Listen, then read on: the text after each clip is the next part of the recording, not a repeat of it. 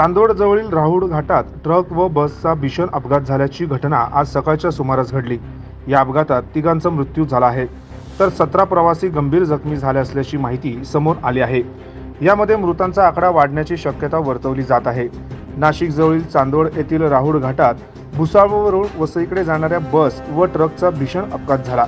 यामध्ये 3 प्रवाशांचा मृत्यू झाला असून इतर काही प्रवासी गंभीर जखमी झाले आहेत। यातील 17 जखमी प्रवाशांना उपचारासाठी चांदवड येथे रुग्णालयात दाखल करण्यात आले आहेत, तर गंभीर जखमी प्रवाशांना नाशिक व मालेगाव येथील रुग्णालयात दाखल करण्यात आले आहे।